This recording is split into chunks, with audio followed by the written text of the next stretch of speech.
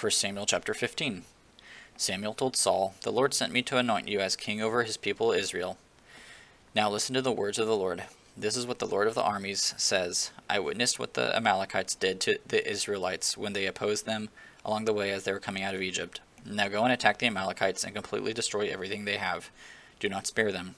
Kill men and women, infants and nursing babies, oxen and sheep, camels and donkeys." Then Saul summoned the troops and counted them at Telaim, 200,000 foot soldiers and 10,000 men from Judah.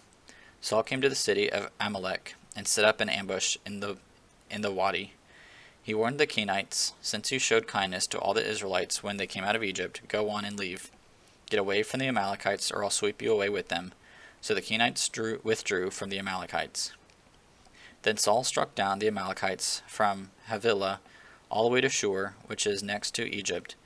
He captured King Agag of Amalek alive, but completely destroyed all the rest of the people with the sword. Saul and the troops spared Agag, and the best of the sheep, goats, cattle, and choice animals, as well as the young rams and the best of everything else. They were not willing to destroy them, but they did destroy all the worthless and unwanted things. Then the word of the Lord came to Samuel. "I regret that I made Saul king, for he has turned away from following me, and has not carried out my instructions." So Samuel became angry and cried out to the Lord all night. Early in the morning Samuel got up to confront Saul, but it was reported to Samuel. Saul went up to Carmel, where he set up a monument for himself. Then he turned around and went down to Gilgal. Then Samuel came to him. Saul said, "May the Lord bless you. I have carried out the Lord's instructions." Samuel replied, "Then what is the sound of sheep, goats, and cattle I hear?" Saul answered, "The troops brought them from the Amalekites and spared the best sheep, goats, and cattle in order to offer a sacrifice to the Lord your God, but the rest we destroyed." "Stop," exclaimed Samuel. "Tell me what the Lord said to me last night." "Tell me," he replied. Samuel continued, "Although you once considered yourself unimportant, haven't you become the leader of the tribes of Israel? The Lord anointed you king over Israel, and then sent you on a mission and said, 'Go and completely destroy the sinful Amalekites. Fight against them until you have annihilated them.' So why didn't you obey the Lord? Why did you rush on the plunder and do what is evil in the Lord's sight?" "But I did obey the Lord," Saul answered. I went on the mission the Lord gave me. I brought back King Agag of Amalek and completely destroyed the Amalekites. The troops took sheep, goats, and cattle from the plunder, the best of what was set apart for destruction, to sacrifice to the Lord your God at Gilgal." Then Samuel said, "Does the Lord take pleasure in burnt offerings and sacrifices as much as in obeying the Lord? Look, to obey is better than sacrifice. To pay attention is better than fat of rams.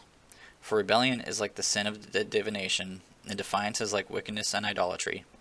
Because you have rejected the word of the Lord, he has rejected you as king." Saul answered Samuel, "I have sinned. I have transgressed the Lord's commands and your words, because I was afraid of the people. I obeyed them. Now therefore please forgive my sin and return with me, so I can worship the Lord." Samuel replied to Saul, "I will not return with you, because you rejected the word of the Lord. The Lord has rejected you from being king over Israel." When Samuel turned to go, Saul grabbed the corner of his robe, and it tore. Samuel said to him, "The Lord has torn the kingship of Israel away from you today, and has given it to your neighbor who is better than you. Furthermore, the Eternal One of Israel does not lie or change his mind, for he is not one who changes his mind." Saul said, "I have sinned. Please honor me now before the elders of my people and before Israel. Come back with me so I can bow and worship to the Lord your God." Then Samuel went back following Saul, and Saul bowed down to the Lord. Samuel said, "Bring me King Agag of Amalek." Agag came to him trembling, for he thought, "Certainly the bitterness of death has come." Samuel declared, "As your sword has made women childless, so your mother will be childless among women." Then he hacked Agag to pieces before the Lord at Gilgal. Samuel went to Ramah, and Saul went up to his home in Gibeah of Saul. Even to the day of his death, Samuel never saw Saul again. Samuel mourned for Saul, and the Lord regretted he had made Saul king over Israel.